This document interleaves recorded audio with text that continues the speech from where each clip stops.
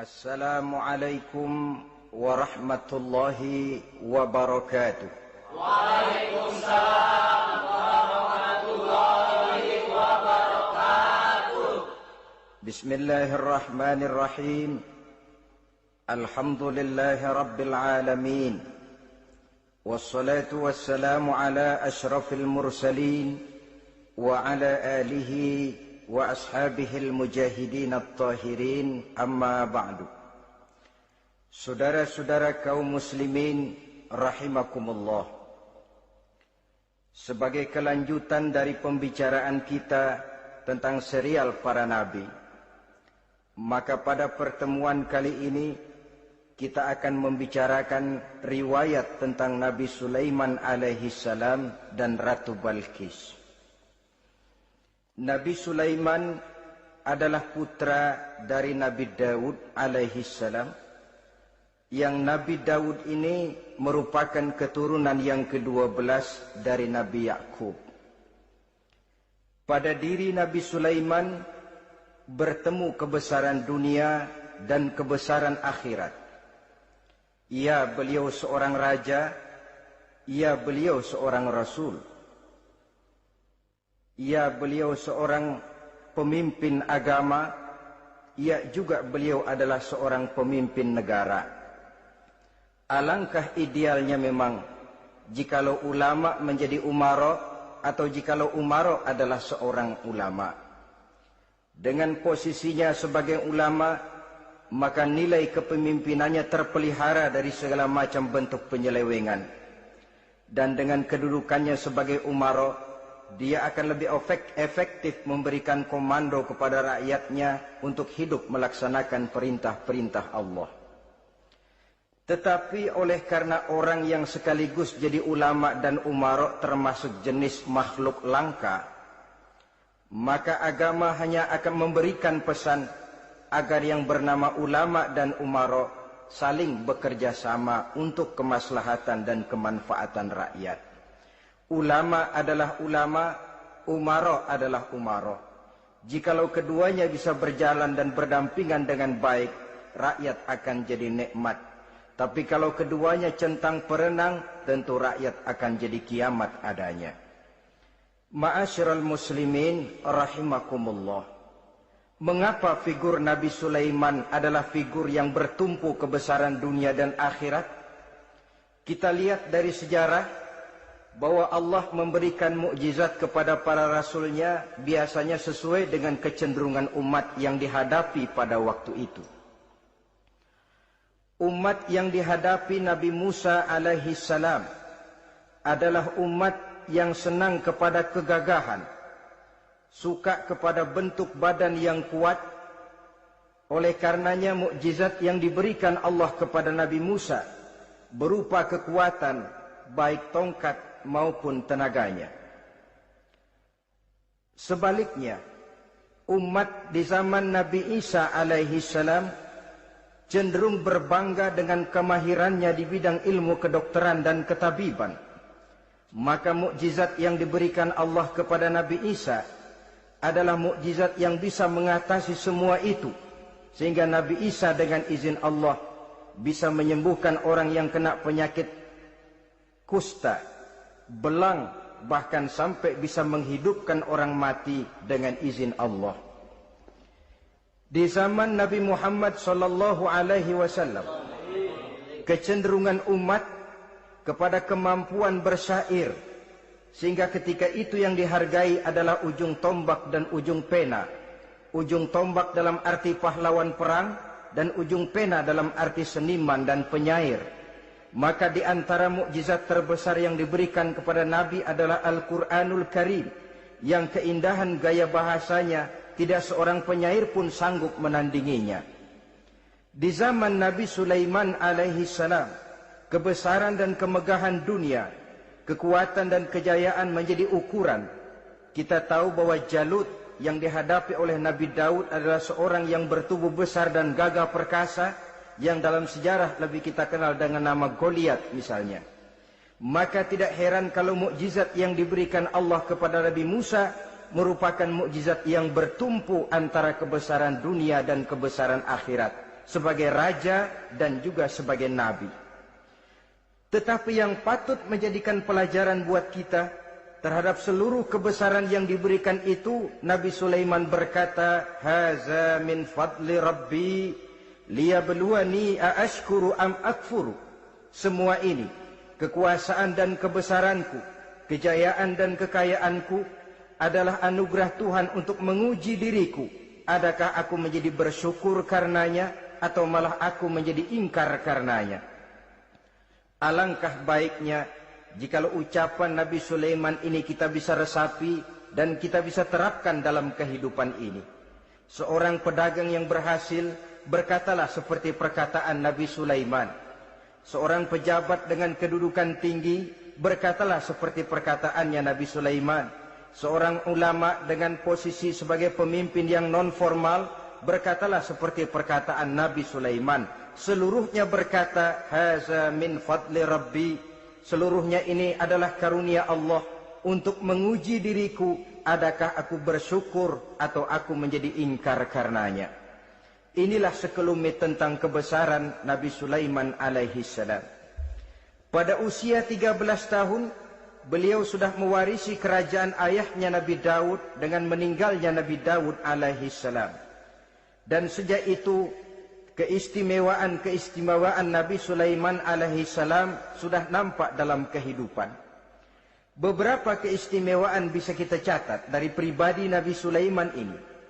Pertama, beliau cerdik, cerdas dan bijaksana, dan tentu saja harus begitu. Kalau Rasul goblok, mana ada umat yang mau ikut. Tetapi kecerdikan dan kecerdasan serta sifat bijaksana ini nampak dari beberapa kisah yang pernah dihadapinya. Pertama, di saat beliau berumur 11 tahun, ketika itu yang menjadi raja adalah ayahnya Nabi Daud, datang mengadu seorang petani bahwa sawah ladangnya, tanaman-tanaman yang ditanamnya habis dimakan oleh binatang ternak dari tetangga di sebelahnya. Maka ia mengajukan usul agar binatang ternak yang memakan tanam-tanamannya itu diberikan saja kepadanya. Nabi Daud meluluskan permintaan petani ini, tapi Nabi Sulaiman berkata, "Ayah, maafkan saya. Kalau boleh saya mengajukan usul, jangan seluruh binatang ternak gembala itu diberikan kepada petani. Akan lebih baik kalau binatang ternak yang memakan tanam-tanamannya itu diberikan kepada si petani selama 1 tahun. Apabila ia berkembang biak, beranak, hasil susunya seluruhnya selama 1 tahun itu boleh dimanfaatkan oleh petani tadi. Dengan demikian saya rasakan ini merupakan satu yang lebih adil ketimbang yang tadi itu." Keputusan Nabi Sulaiman ini diterima baik oleh ayahnya, oleh si petani, dan oleh si gembala tadi.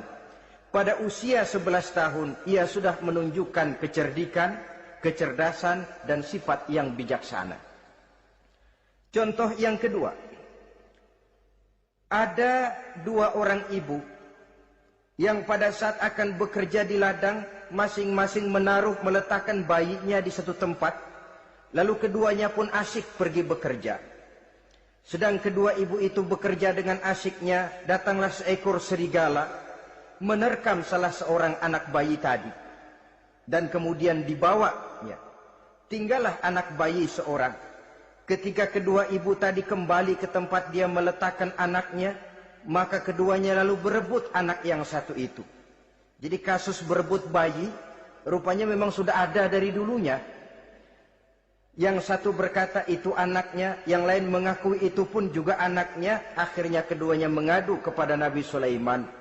Masing-masing ngotot, tidak ada yang mau mengalah. Akhirnya kata Nabi Sulaiman, "Kalau kamu berdua tidak ada yang mau mengalah, sudahlah begini saja. Berikan bayi itu kepada saya, akan saya belah 2 supaya adil. Masing-masing kamu bawa sarang sepotong." Ibu yang seorang berbinar matanya, kelihatannya gembira dengan keputusan itu. "Saya setuju Nabi Sulaiman, ini keputusan yang sangat adil. Betul, belah 2 saja bayi itu."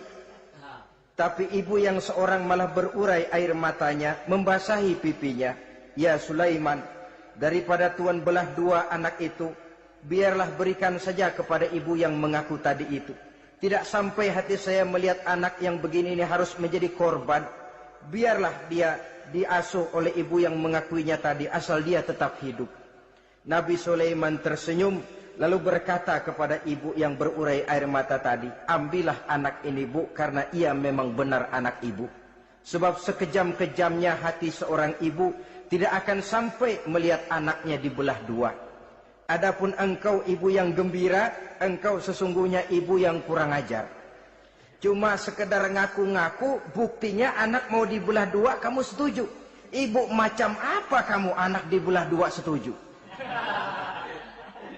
Akhirnya ibu yang satu itu menerima hukuman yang setimpal karena mengakui sesuatu yang bukan haknya.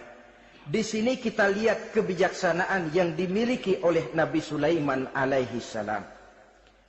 Bukti yang ketiga, pada waktu beliau mengadakan jihad fi sabilillah, beliau mengadakan mobilisasi dana. Tidak cuma manusia, binatang seluruhnya ikut memberikan sumbangan. Ketika datang gajah, gajah nyumbang kerbau. Datang kerbau, kerbau nyumbang kambing. Datang kambing, kambing nyumbang ayam. Datang ayam nyumbang burung. Datang burung nyumbang balang. Datang balang nyumbang semut. Gajah yang nyumbang kerbau ngelihat balang nyumbang semut ketawa. Hei semut, balang, Nabi Sulaiman kamu berikan semut untuk apa kayak gitu kecilnya? Liatin dong saya nyumbang kebo, kata gajah. Nabi Sulaiman tersenyum seraya bersabda, al-hadiyatu biqadril muhdi. Pemberian itu memang sesuai dengan kemampuan orang yang memberi. Kalau gajah nyumbang kerbau, itu wajar saja. Gajah besar, sumbangannya pun besar. Sebaliknya kalau balang nyumbang semut, itu juga memang pantas. Balang kecil, sumbangannya pun kecil. Yang tidak wajar kalau ada balang mau nyumbang kerbau, ada gajah nyumbang semut. Di sini kelihatan watak yang bijaksana dari Nabi Sulaiman alaihi salam. Ini merupakan ciri keistimewaannya. Setiap rasul dibekali dengan sifat ini yang namanya sifat fatonah. Cerdik, cerdas, dan bijaksana. Yang ini memang merupakan mukjizat. Kecerdasan seorang rasul tidak merupakan hasil sekolahan, tapi merupakan bimbingan wahyu semata-mata, dan ini yang tidak bisa ditandingi oleh manusia. Jadi jangan lalu ngambil dalih Rasul aja nggak sekolah pinter, lalu ikut nggak sekolah, ya goblok terus. Itu khususiat kok. Sifat yang namanya fatona itu merupakan bimbingan daripada wahyu.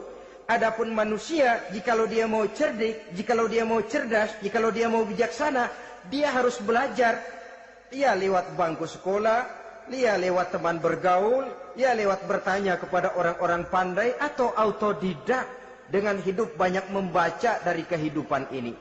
Dengan demikian nilai kecerdikan, kecerdasan dan kebijaksanaannya akan bisa meningkat adanya. Ini keistimewaan pertama. Keistimewaan yang kedua, Nabi Sulaiman diberikan kekuasaan oleh Allah sehingga bisa menguasai angin, jin, bahkan juga mengerti segala macam bahasa binatang. Menguasai angin, beliau bisa menundukkan angin ribut dan memerintahkannya angin itu. Dalam surah Al-Anbiya ayat 81 kita temukan, wali Sulaiman ar-riha asifatan tajri bi amrihi ilal ardil lati barakna fiha. Dan bagi Sulaiman, ia mampu menundukkan angin ribut yang bertiup menurut perintahnya ke permukaan bumi yang kami berkahi di dalamnya.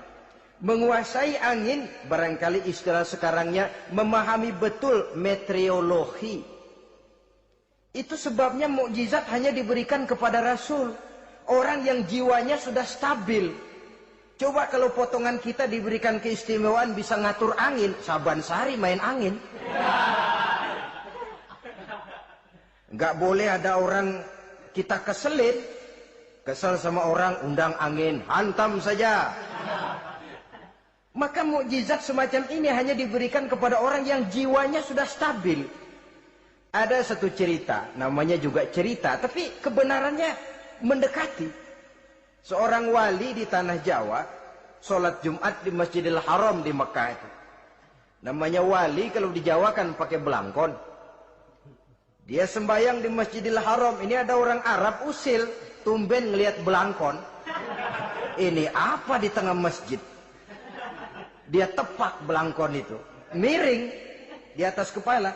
Begitu belangkonnya miring, tanah kayaknya ikut miring. Sehingga penduduk heran, ini apa tanah jadi miring begini? Lalu ada seorang wali juga yang alim dan mengerti, lihat-lihat di tengah Masjidil Haram ada belangkon miring di atas kepala. Jangan-jangan ini sebabnya ini. Dia samperin, dia dananin lagi tuh belangkon rata, tanah kelihatannya kayak rata lagi. Keistimewaan seperti ini pun hanya diberikan kepada orang yang jiwanya memang sudah stabil. Coba kayak kita diberikan keistimewaan kayak begitu, main belangkon melulu. Saudara-saudara kaum muslimin rahimakumullah, juga bisa menguasai jin, memerintahkan jin, dan juga mengerti segala macam bahasa binatang. Kita bisa lihat dalam surah As-Saba ayat 12 misalnya. Demikian juga tentang mengerti bahasa binatang.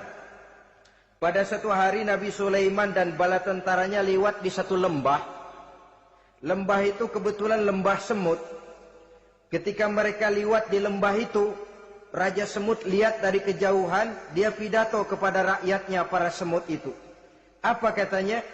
Ya ayyuhan namlu dukhulu masakinakum, la yahtimannakum Sulaiman wa junuduh, wa hum la yash'urun. Jadi ini Raja Semut melihat Nabi Sulaiman datang bersama seluruh bala tentaranya, dia pidato kepada rakyatnya. Saudara-saudaraku rakyat semut, di mana saja suara saya bisa didengar. Perhatikan, lembah itu kebetulan lembah semut. Ketika mereka lewat di lembah itu, Raja Semut lihat dari kejauhan, dia pidato kepada rakyatnya para semut itu. Apa katanya? Ya ayyuhan namlu dukhulu masakinakum, la yahtimannakum Sulaiman wa junuduh, wahum la yash'urun. Jadi ini Raja Semut melihat Nabi Sulaiman datang bersama seluruh bala tentaranya, dia pidato kepada rakyatnya. Saudara-saudaraku rakyat semut, di mana saja suara saya bisa didengar. Perhatian, perhatian. Ini Nabi Sulaiman mau lewat dengan seluruh bala tentaranya. Kamu semua supaya masuk ke dalam lubang kamu masing-masing.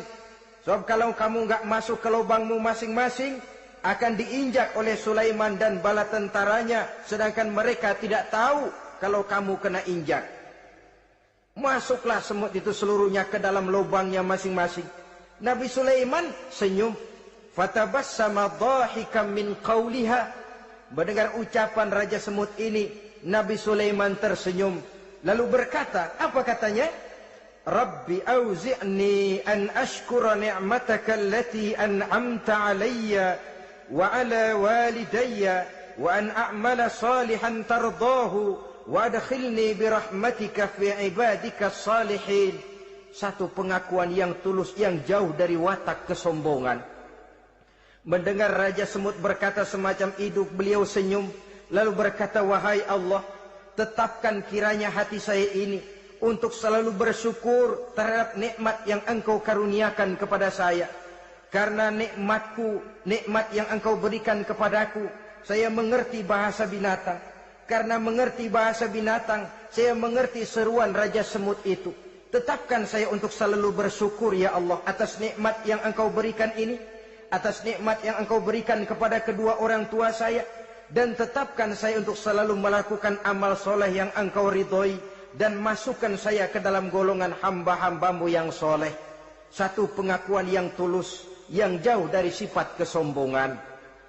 Mungkin kalau sombong yang lahir, begitu dengar Nabi Sulaiman bahwa semut ngomong begitu, beliau akan berkata, iya masuk gede buruan.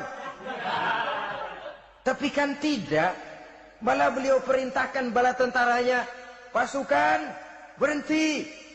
Ada apa Nabi Sulaiman? Di depan kita ada kerajaan semut. Mereka lagi kocar-kacir masuk ke sarangnya masing-masing. Tunggu sampai mereka masuk dan kita bisa lewat dengan aman tanpa harus menginjak-injak mereka. Bala tentaranya di stop dan berhenti.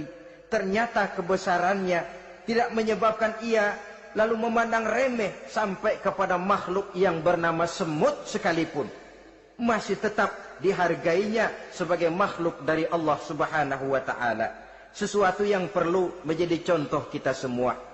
Sebab orang bilang kadang kacang sering lupa akan kulitnya.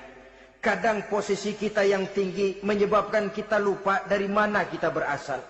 Kadang harta yang kita miliki menyebabkan kita lengah dari mana kita datang. Akhirnya yang timbul adalah sifat sombong dan angkuh. Ibarat kata orang, kacang lupa dengan lanjarannya.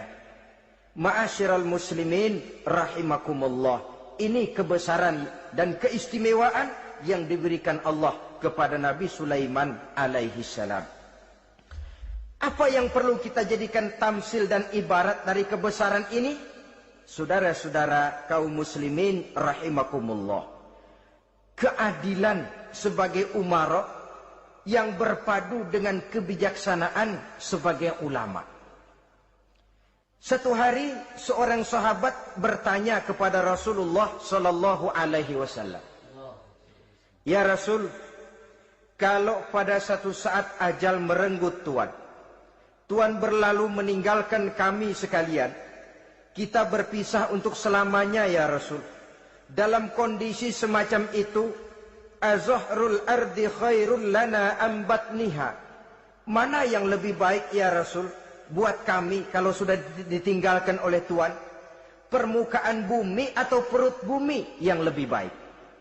Ini pertanyaan dengan bahasa kinayah. Permukaan bumi maksudnya hidup. Perut bumi maksudnya mati. Orang kalau sudah masuk ke perut bumi kan habis. "Ya Rasul, kalau engkau sudah tidak ada meninggalkan kami semua, mana yang lebih baik buat kami, hidup atau mati?" Bukan main pertanyaan ini. Di satu sisi menggambarkan cintanya sahabat kepada Nabi. Sehingga kalau tidak bisa mati bersamaan, biarlah mati beriring saja. Di lain pihak juga mencerminkan bingungnya sahabat kalau sudah ditinggalkan oleh Rasul. Atas pertanyaan ini, apa jawab Rasul? "Kamu nggak usah khawatir. Walaupun aku sudah tidak ada, kembali ke Hadratullah Azza wa Jalla, meninggalkan kamu semua, kamu tidak usah bingung. Dengan syarat, idza kana umaraukum khiyarukum wa amrukum syura bainakum wa aghniyaukum askhiyaukum fa zahrul ardi khairul lakum min batniha." Kalau saja para umara, kalau saja pemimpin-pemimpin kamu adalah orang-orang yang terbaik di antara kamu, dan seluruh persoalan yang kamu hadapi dapat kamu musyawarahkan dengan baik, lalu orang-orang kaya di antaramu adalah orang-orang yang dermawan, ketika itu walaupun aku sudah tidak ada, hidup lebih baik daripada mati. Permukaan bumi lebih baik daripada perut bumi. Dengan catatan tiga tadi. Pemimpinmu orang yang terbaik di antara kamu. Segala persoalan kamu musyawarahkan. Dan orang kayamu orang dermawan. Walaupun aku tidak ada, hidup lebih baik daripada mati. Tapi sebaliknya kata Nabi, idza kana umaraukum syirarukum. Kalau umarokmu, pemimpin-pemimpinmu adalah orang-orang yang terjahat di antara kamu. Wa amrukum ala nisaikum. Dan segala urusanmu sudah diatur oleh perempuan. Walaupun dia tidak naik di bidang eksekutif, tidak memegang kekuasaan, tapi kekuasaan bayangannya jauh lebih menentukan daripada kekuasaan yang sesungguhnya. Kalau perempuan sudah ikut campur mengaturmu, kemudian wa askhiyaukum bukhalaukum. Orang-orang kaya di antaramu adalah orang-orang yang bakhil bin pelit alias kikir. Maka ketika itu kata Nabi, fabatnul ardi khairul lakum min zahriha. Perut bumi lebih baik daripada permukaan bumi. Apa yang bisa diharapkan dari pemimpin yang zalim, perempuan yang sok kuasa, dan orang-orang kaya yang bakhil dan pelit? Dalam kondisi semacam itu, bertemulah kita dengan yang bernama kiamat. Dan kalau sudah kiamat macam itu, kata Nabi, perut bumi lebih baik daripada permukaan bumi. Maka yang kita perlukan sekarang adalah kerjasama antara ulama dengan umara. Ulama bukan umara, umara pun bukan ulama. Harus saling kerjasama dan jangan saling memperalat. Kerjasama menurut bidangnya masing-masing menjadi yang terbaik di bidangnya. Jangan sudah jadi kiai karena ingin berpartisipasi aktif lalu pindah jadi pemborong jembatan. Tidak sadar akan profesinya. Dan orang lalu tidak bisa berkata, apaan kiai mubalik bisanya cuma ngomong saja. Sekarang kan zaman pembangunan perlu karya nyata. Mana ada ustadz kiai mubalik bikin irigasi? Cuma pidato saja. Apa kemiskinan bisa diatasi dengan pidato? Ini juga orang tidak ngerti urusan. Wong Nabi saja ngajarin kok. Iza wusidal amru ila ghairi ahlihi fantaziris sa'ah. Yang kemudian diterjemahkan dalam manajemen modern, the right man on the right job. Bahwa persoalan harus diserahkan kepada orang yang memang ahlinya. Lah kalau kiai ngurus irigasi, apa nanti lurah mau ngajar fikih? Camatnya ngajar tafsir. Kacau jadinya. Makin ruwet jalur birokrasi, makin banyak orang meninggalkan profesi dan malah melaksanakan sesuatu yang bukan profesinya. Untuk memberesi keruwetan birokrasi termasuk diantaranya menanamkan kesadaran profesi yang menimbulkan kebanggaan dan kebanggaan yang membuahkan tanggung jawab terhadap profesi itu. Sebab orang kalau sudah bekerja menurut profesinya, walaupun tidak kaya, tapi hidupnya tenang. Kenapa? Karena panggilan jiwanya. Seorang kiai yang diajak ngobek, walaupun objeknya gol puluhan juta, kaya, belum tentu tenang. Karena saya yakin bukan ke sana panggilan jiwanya. Ma'asyiral muslimin rahimakumullah. Itulah sebabnya kerjasama ulama membangun lingkungannya, ulama membangun manusianya, umara membangun lingkungannya, sehingga terciptalah wujud daripada pembangunan manusia seutuhnya, ya zahirnya, ya batinnya. Seluruh kita berpartisipasi, hanya bidangnya saja yang berbeda-beda. Jangan yang satu merasa lebih berjasa dari yang lain. Jangan yang satu merasa lebih penting dari yang lain. Seluruh kita penting, seluruh kita berjasa, cuma bidang kita saja yang berbeda-beda. Inilah bahasa Quran, kullun ya'mal ala syakilatih. Setiap orang bekerja menurut profesinya masing-masing. Ma'asyiral muslimin rahimakumullah. Kita kembali kepada riwayat Nabi Sulaiman alaihi salam. Satu hari ketika beliau sedang menginspeksi pasukan, berkumpullah pasukan beliau itu, ya tentara yang manusianya, ya pasukan jinnya, ya seluruh binatang-binatangnya berbaris. Beliau selaku inspektur upacara mengadakan inspeksi pasukan. Dari sekian pasukan-pasukan yang diperiksanya pada waktu itu, Nabi Sulaiman melihat tidak terdapat burung hudhud.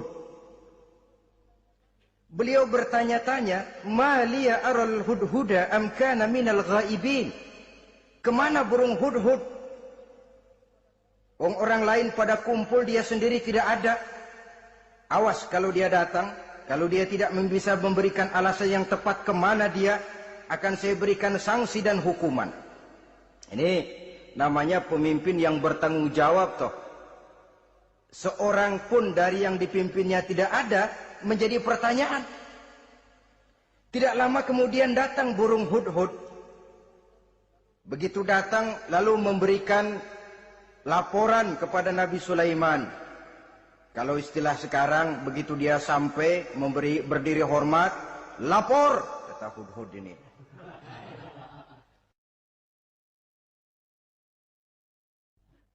Bagaimana hudhud? Maaf Tuan Raja, saya terlambat.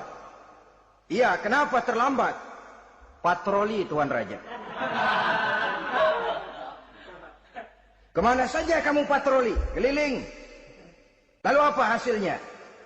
Inni wajadtu mara'atan tamlikuhum wa utiyat min kulli syai'in wa laha arsun azim. Saya baru patroli ke satu negara yang bernama Sabah, Tuan Raja. Sabah, saudara tahu Sabah? Di mana itu? Dekat ibu kota Yaman sekarang. Di sana Tuan Raja, kata Hudhud ini, wajadtu mar'atan tamlikuhum. Yang jadi raja perempuan. Kalau Tuan raja besar, Tuan orang laki. Ayah Tuan raja besar, Nabi Daud, laki. Ini mah model Tuan Raja. Orangnya rajanya raja besar tapi perempuan. Tumben saya ngelihat ada raja perempuan. Kerajaannya begitu besar. Begitu. Iya. Lalu dia jadi raja bagaimana? Dia mewarisi kerajaan ayahnya Sri Baginda Raja Sarahil. Ketika ayahnya wafat, dia naik. Walaha arsun azim. Singgasananya besar, bagus, antik Tuan Raja. Terus bagaimana lagi?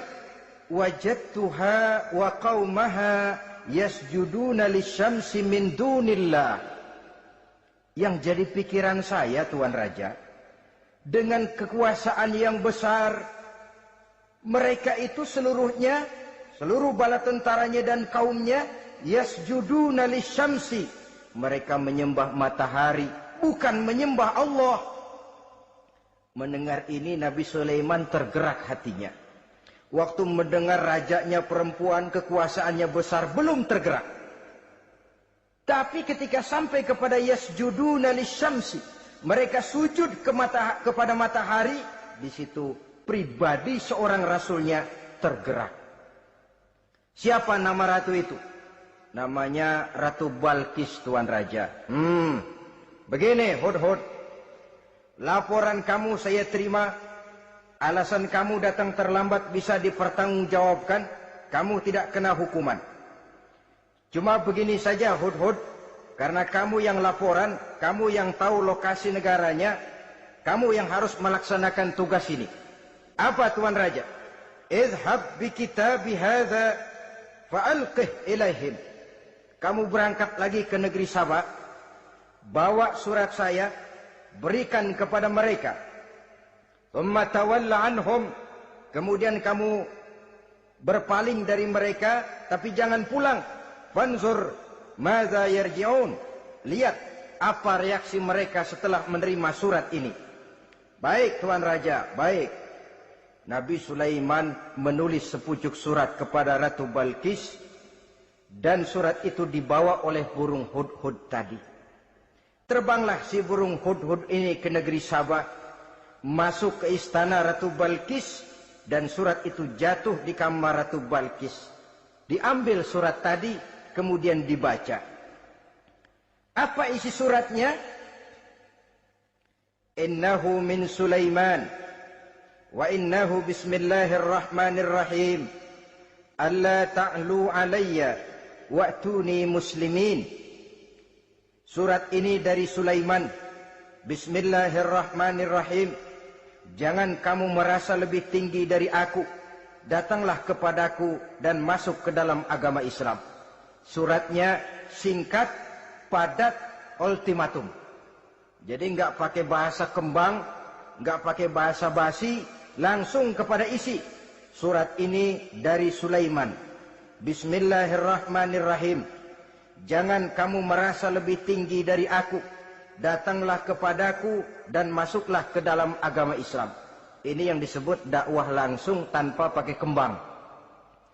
Saudara-saudara, menerima surat semacam ini, Ratu Balkis lalu ngumpulin para pembantu kerajaan, aparat pemerintah lah zaman sekarang.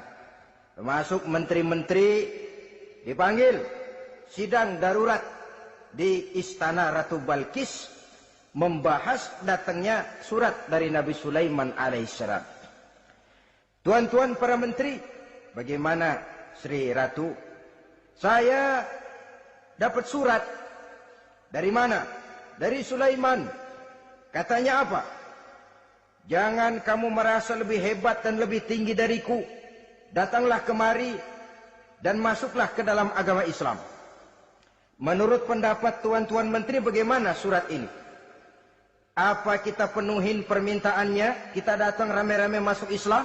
Oh, kata menteri, jangan dulu tuanku. Gengsi dong. Kita ini kan kerajaan besar. Tentara kita gagah. Masa mau menyerah tanpa syarat? Ini kan kerajaan besar. Tentara kita gagah. Masa mau menyerah tanpa syarat? Soal nanti kita kalah atau menang itu soal lain, Tuan Ratu. Tapi bahwa kita punya harga diri itu harus kita tunjukkan lebih dulu. Jadi menurut Tuan Menteri bagaimana? Kami sih nunggu komando Tuan Putri saja. Artinya kalau boleh perang saja.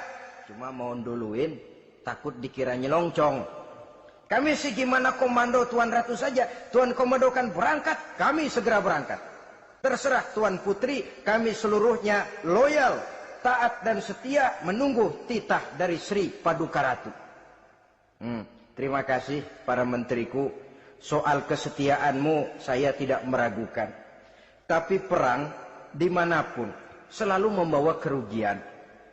Kita menang rugi, tentu jatuh korban. Apalagi kalau kita kalah.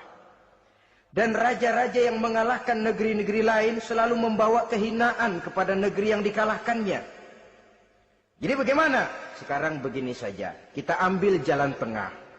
Lalu diplomasi dulu. Diplomasi macam apa Tuan Ratu? Kita kirim utusan kepada Nabi Sulaiman. Dari sana nanti kita lihat reaksinya. Saya memang selama ini sudah dengar siapa itu Nabi Sulaiman. Katanya orang yang masih muda, masih bujangan, bijaksana, kekuasaannya besar, tentaranya hebat. Cuma kan baru berita, kita cek. Jadi diplomasi macam apa Tuan Ratu? Kita kirim utusan kepada Raja Sulaiman. Kita bawakan hadiah-hadiahnya. Yang mahal-mahal, mewah-mewah, menarik. Pokoknya yang terbaik di negeri kita, berikan kepadanya. Lihat reaksinya. Kalau dia tergiur dengan hadiah itu, dia raja. Bukan nabi. Tapi kalau dia menolak hadiah itu, dia memang nabi. Dan apa reaksi kita nanti tergantung sikap Nabi Sulaiman. Aha, kalau begitu setujulah Ratu. Itu memang bijaksana. Diplomasi dulu. Iya, jangan datang-datang main perang aja loh. Perang sih gampang. Tapi ini kan ada meja perundingan. Sepanjang masih kita bisa menempuh jalan damai, damai saja dulu. Baik.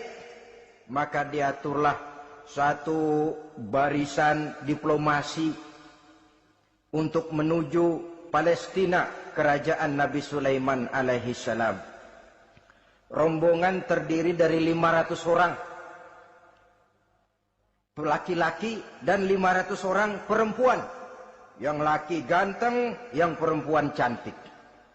Yang laki dikendarai dengan kuda-kuda pilihan dan yang perempuan dikendarai dengan keledai-keledai pilihan. Kuda dan keledai pun dihiasi begitu rupa, pelanaknya yang terbagus dilapis dengan sutra, sedangkan bawaan-bawaannya tidak lain daripada intan, berlian, mutiara, jamrud, yakut, kesturi yang dilapis dengan sutra tenun yang asli. Pendeknya hadiah yang serba wah. Dan rombongan ini dipimpin oleh seorang diplomat ulung dari negeri Sabah bernama Munzir bin Amru. Ini ahli diplomasi dari negeri Sabah. Dipesanlah oleh Ratu Balkis, kalau datang nanti kamu ke negeri Sulaiman, sikapmu harus begini, begini, dan segala macam. Ditatar dulu. Sebab ini mau diplomasi tingkat tinggi. Baik, Sri Ratu. Nah, sudah mendengar perundingan ini, burung hudhud pulang. ke negeri Nabi Sulaiman, apel lagi, lapor Tuan Raja, bagaimana Hudhud? Sikapnya mereka akan mengutus utusan dengan membawa berbagai macam hadiah untuk datang ke negeri kita. Baik.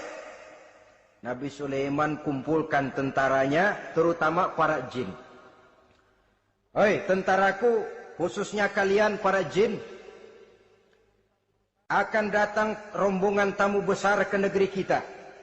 Maka mulai saat ini saya komandokan, kamu bangun satu istana yang megah, yang belum pernah ada dalam waktu yang relatif singkat. Dan lantai daripada istana itu harus dilapisi dengan kaca-kaca tebal yang bening, bawahnya diisi dengan air, diisi dengan ikan-ikan hias yang indah-indah. Baik Tuan Raja. Maka tentara Nabi Sulaiman, sejak manusia sampai binatang sampai jin, semuanya kerja bakti membangun istana yang megah. Sehingga sebelum rombongan kerajaan Sabah ini sampai, istana sudah selesai. Mereka masuk ke dalam istana Nabi Sulaiman.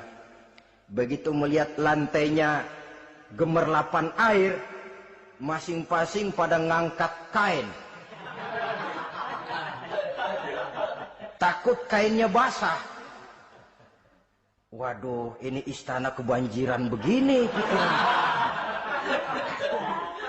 Kata Nabi Sulaiman, nggak usah diangkat kainnya, nggak usah. Ini dilapis kaca, cuma bawahnya memang kolam. Kolamnya berisi ikan. Oh, bengong. Bengong. Bengong aja pada melongo mulutnya. Saudara-saudara, jadi persis orang yang tinggal di puncak gunung datang ke tengah-tengah kota. Kan noraknya minta ampun. Apaan aja ditunjuk. Apaan aja dilihat, apaan aja ditunjuk. Ini ya, itu ya, wah. Wah, sudah semuanya serba wah. Jadi kalau istilah tingkat diplomasinya, mereka sudah kalah mental. Dan itu sudah kemenangan pertama dari Nabi Sulaiman. Sudah shock. Mereka merasa negeri Sabah kaya, luar biasa, hebat. Begitu datang ke negeri Sulaiman, mereka jadi orang norak kayaknya. Sudah kumpul, nah selamat datang tuan-tuan ke negeri kami. Ada pesan apa? Majulah Munzir bin Amru. Tuan Sulaiman, bagaimana? Kami diutus oleh Sri Baginda Ratu Balkis untuk menyampaikan hadiah-hadiah yang kami bawa ini. Intan, berlian, yakut, jamrud, kesturi, dan barang-barang mahal lainnya. Mudah-mudahan Tuhan bisa menerima dengan senang hati. Nabi Sulaiman tersenyum. Lalu beliau berkata, Atumiddunani bimalin, fama atani Allahu khairun mimma atakum. Kamu mau memberikan saya seluruh hadiah-hadiah permata intan ini? Padahal apa yang telah diberikan Allah kepada saya jauh lebih baik dari apa yang telah diberikannya kepadamu. Kamu merasa bahwa saya kekurangan semua ini? Ketahuilah tuan-tuan, saya punya lebih banyak dari apa yang tuan-tuan berikan sekarang ini. Irja' ilaihim, bawa pulang kembali seluruh hadiah ini. Sampaikan salam saya kepada ratumu, Ratu Balkis. Falanatiyannahum bijunudin la qibala lahum biha. Kalau mereka tetap tidak mau datang menyatakan keislaman, kami yang akan datang ke sana dengan seluruh bala tentara kami yang mereka pasti tidak akan sanggup menghadapinya. Saudara bisa baca dalam surah An-Naml ayat 36. Saudara hadirin ma'asyiral muslimin rahimakumullah.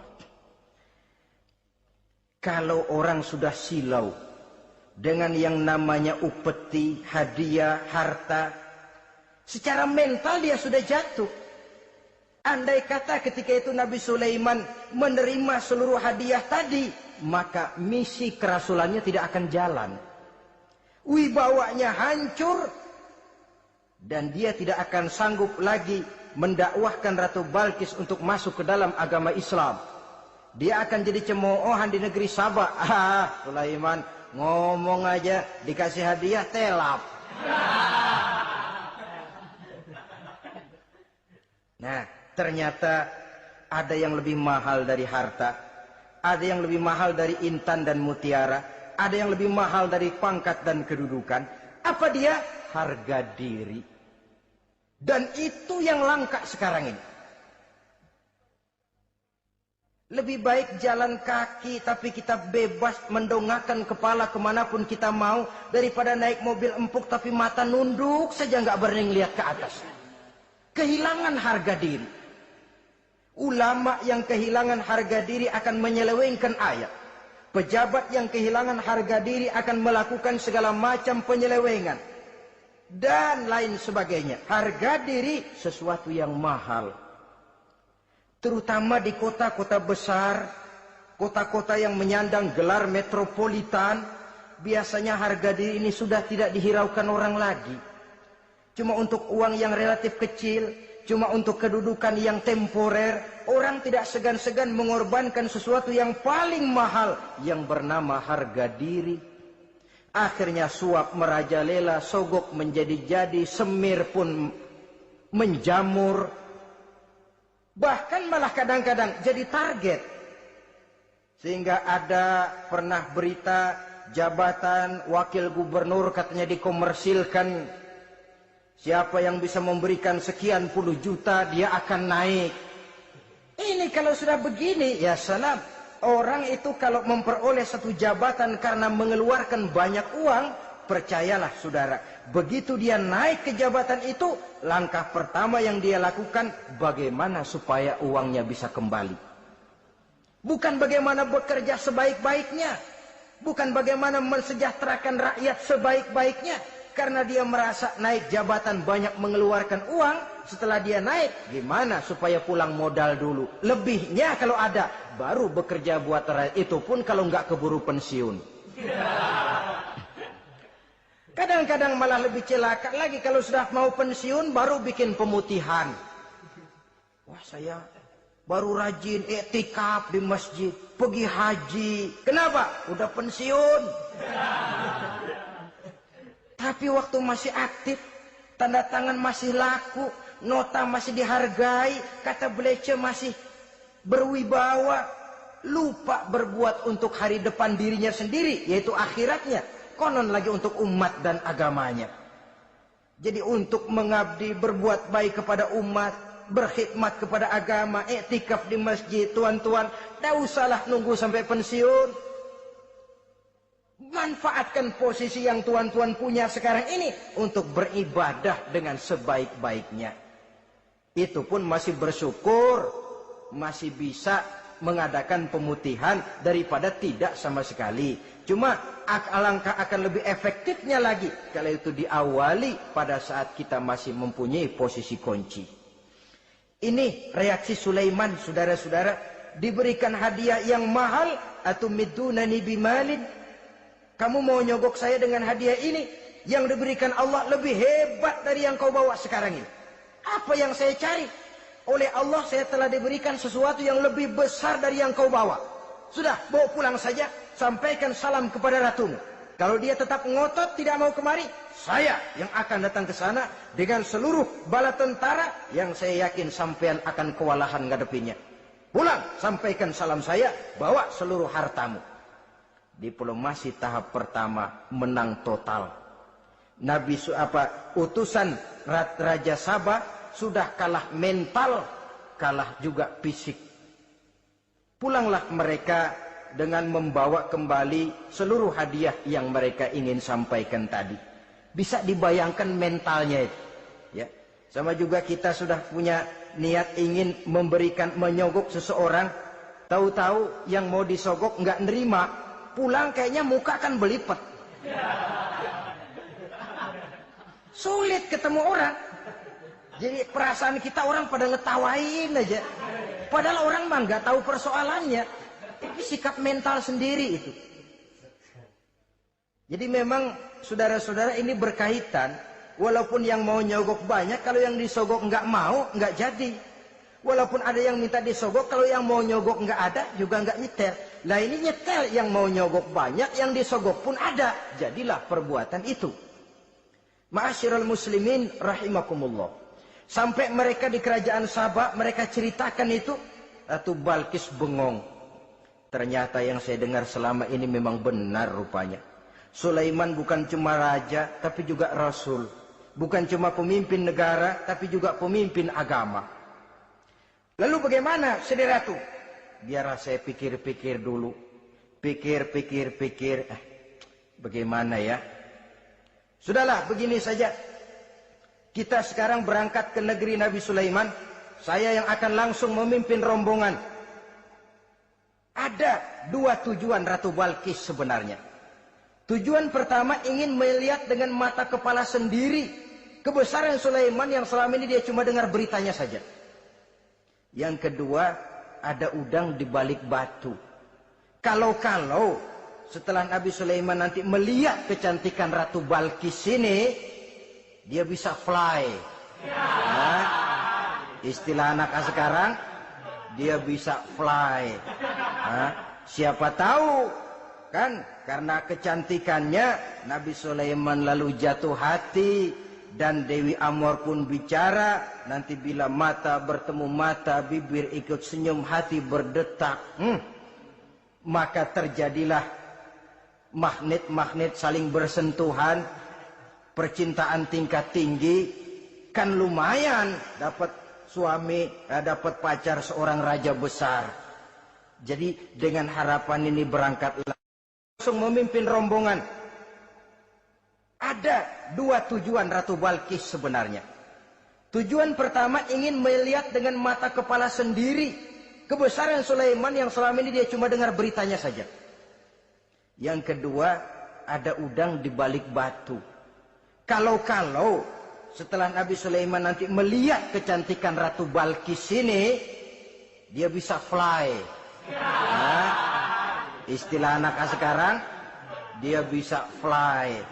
Nah, siapa tahu kan karena kecantikannya Nabi Sulaiman lalu jatuh hati dan Dewi Amor pun bicara. Nanti bila mata bertemu mata, bibir ikut senyum, hati berdetak, maka terjadilah magnet-magnet saling bersentuhan, percintaan tingkat tinggi.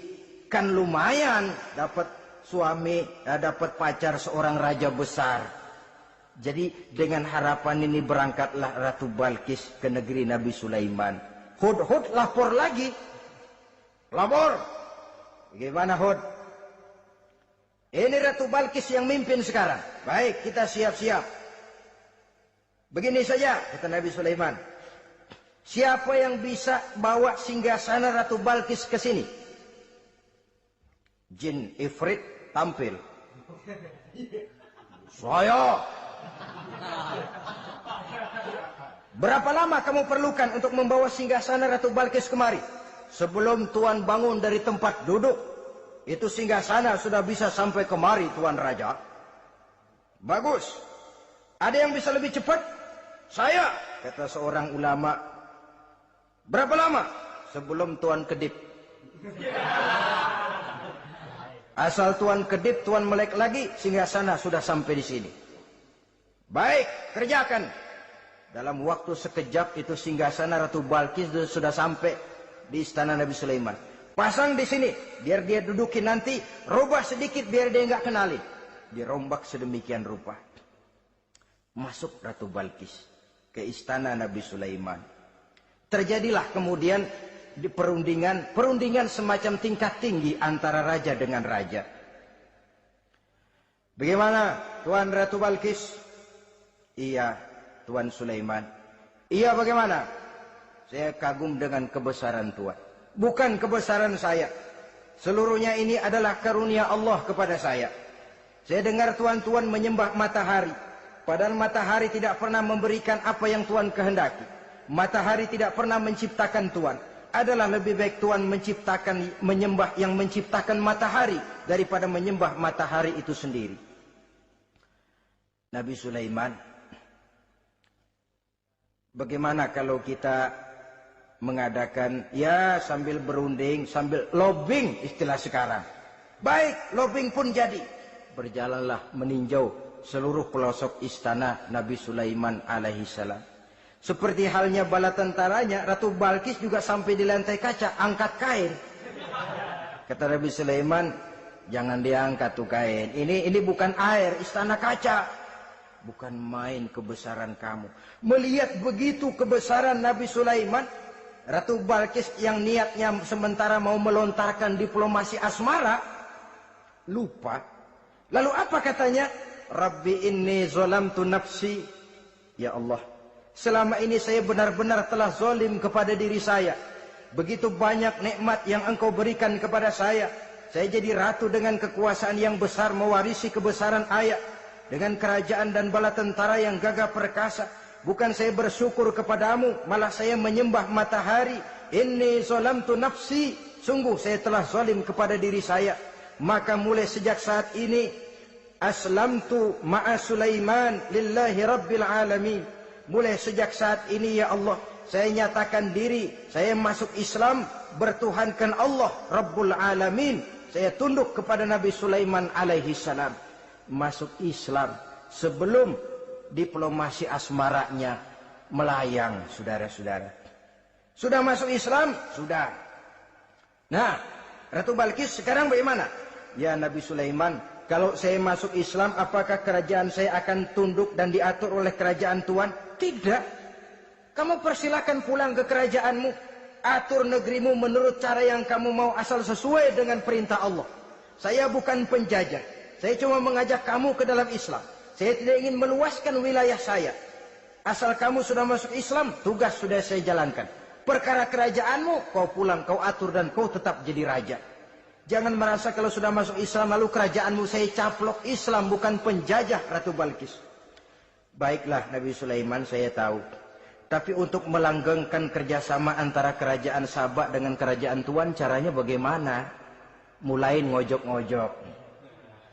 Dia nggak bilang lu demen aja deh sama gue. Enggak. Cuma untuk jangka panjang. Jangka panjangnya Sulaiman, supaya kita tetap bisa kerjasama, caranya bagaimana? Ya supaya kerajaan berumur panjang, kau harus punya keturunan. Kata Nabi Sulaiman. Itu kan berarti saya harus nikah. Memang. Tapi saya ratu. Suami saya kan paling kurang juga harus maharaja, sahansah. Ya sebenarnya sih cuma dia nggak bilang aja. Di kerajaan gue nggak ada yang setimpal. Gue maunya sama elo.